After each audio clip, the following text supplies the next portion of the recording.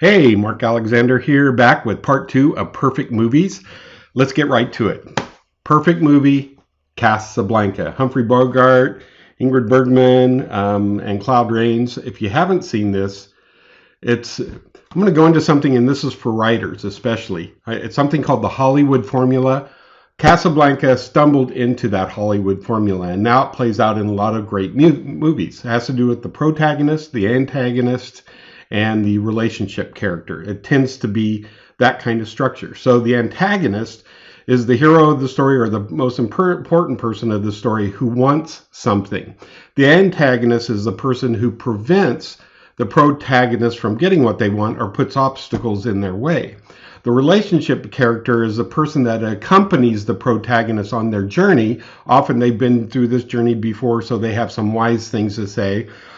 Their job is to either have the theme articulated to them, or they articulate the theme. And then at the end of the movie, once the protagonist and antagonist are resolved, the relationship character, they kind of repeat and summarize the theme. So the protagonist in this is Rick. Rick is Humphrey Bogart's character. What does Humphrey Bogart want? He wants Ingrid Bergman. Who wouldn't? Ingrid Bergman. She is the one who wants, not the relationship character. It's not relationship in that sense. The antagonist, the person who is preventing Rick from getting what he wants, Elsa, is her husband, who wants to go out and wants to go to war and this kind of thing, or battle the Nazis essentially. So he's putting obstacles in the way of Rick or Humphrey Bogart getting what he wants. The relationship character is Claude Rains, Louis the cop there in Casablanca, and he kind of talks him through.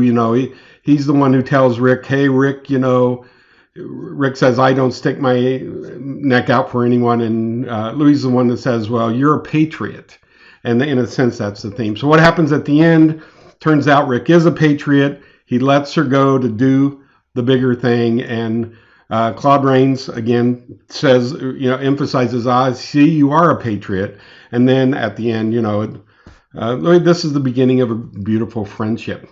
That's Casablanca. Perfect movie, set the archetype of the Hollywood formula. So let's jump to the next one, The Dark Knight. This also follows the Hollywood formula in a way you probably don't realize if you've seen this before. This is the best Batman movie ever done by Christopher Nolan because it's brilliantly written and it's smart in a new way. Who's the protagonist? Obviously, Batman. What does Batman want? And this is where a lot of people don't quite connect it. What he wants done, he sees Harvey Dent as the White Knight coming to save Gotham. When he arrests, a couple hundred people and has them in the courtroom, that's when Batman thinks, oh, there's a shot here for me to quit, to retire. This guy can take up the mantle so I can be with the woman I love and everything will be right. So who prevents Batman from getting what he wants? It's not the Joker. The Joker is not the antagonist.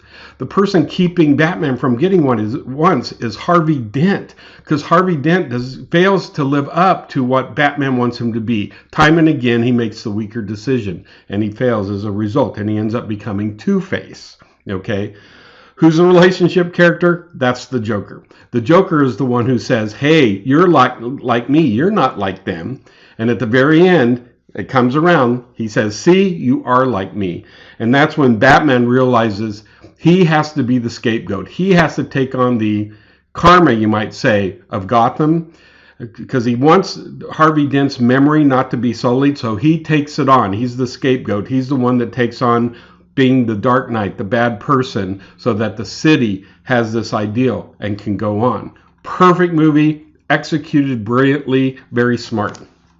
Next, Galaxy Quest. For Star Trek fans, especially of the original Star Trek, and understanding some of the background of William Shatner and conventions, cons, this is a perfect movie. It makes fun of conventions. It makes fun of William Shatner and some of those archetypal Star Trek characters.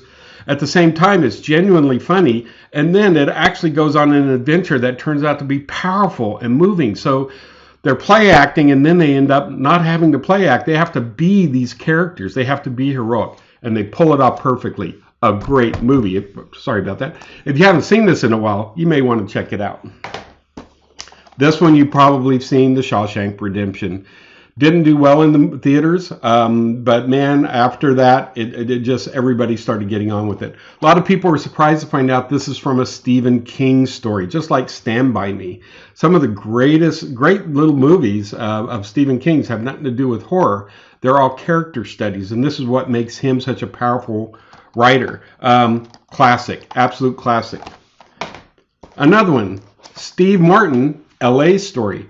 Hilarious, smart, a little bit fanciful, a little bit of fantasy, but just it just shows what a genius Steve Martin can be. And it makes fun of a lot of Los Angeles conventions and the kind of California kind of way of thinking. It's a romance. It's a romantic comedy, hilarious, funny, and touching. And Steve Martin is just brilliant in it.